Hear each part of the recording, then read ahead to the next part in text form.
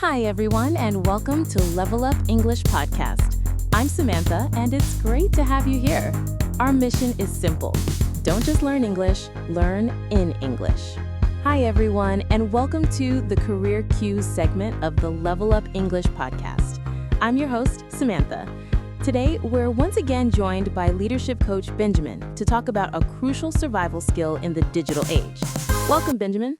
It's a pleasure to be here again, Samantha. Benjamin, our work today is almost inseparable from emails and instant messaging tools like Slack or Teams, but this form of communication brings new challenges. The tone of written text can be easily misunderstood, key points get lost in long emails, and on chat, someone might type, "Hi," and then you wait forever for the actual question, which is very inefficient.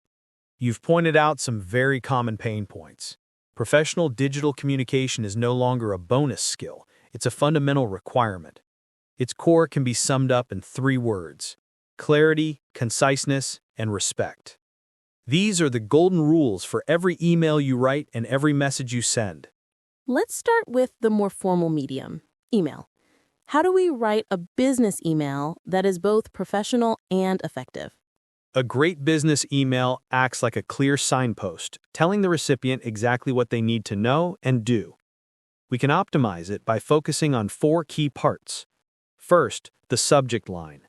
This is your email's first impression. It must be clear, specific, and preferably action-oriented. For example, instead of just meeting minutes, write, "Action required. Please review minutes from October 25 project kickoff." Adding a tag like action required immediately tells the recipient what's expected of them. Exactly. Second, the opening and core message. After a polite greeting, get straight to the point. This is often called the BLUF method, bottom line up front. For example, hope you're having a productive week. I'm writing to update you on the latest progress of the XX project. So put the most important information first. What about the body of the email, especially if there's a lot of information? That's our third point, a structured body. Using bullet points or numbered lists makes your content much easier to digest. This brings us to our key communication functions, making requests and making offers. Your language must be unambiguous. Could you give us some examples? Of course. If you are making a request, you could say, "Could you please review the attached proposal and provide your feedback by this Friday?" This is a crystal clear request that includes the action and the deadline. If you are making an offer, you could say, "I would be happy to schedule a 15-minute call to discuss this further if needed." This shows a proactive and collaborative attitude. I see. Clear request and proactive offers can really move things forward. What about the end of the email? Fourth, a clear closing.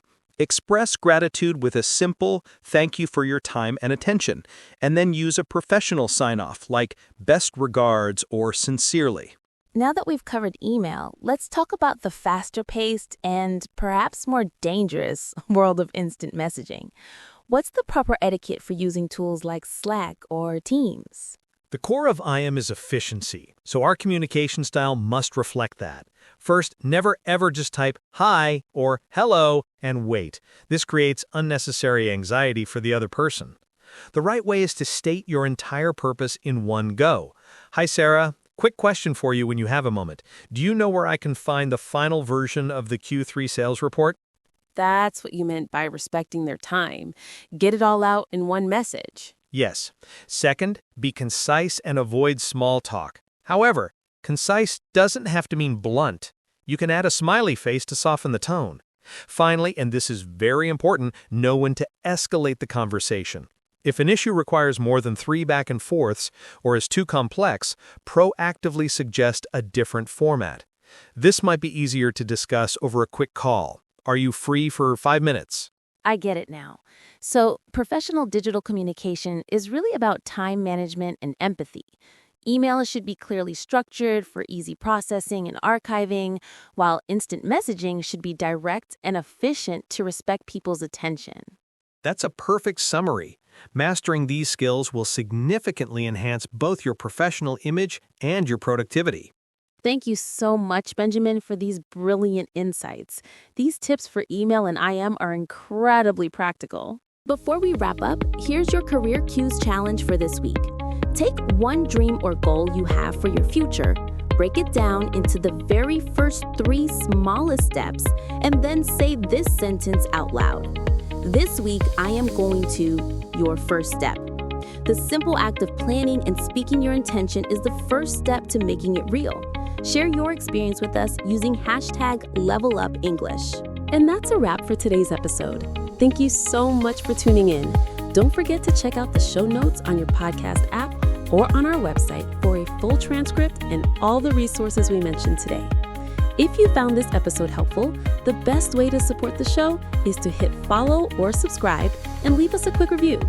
Until next time, keep learning and keep growing.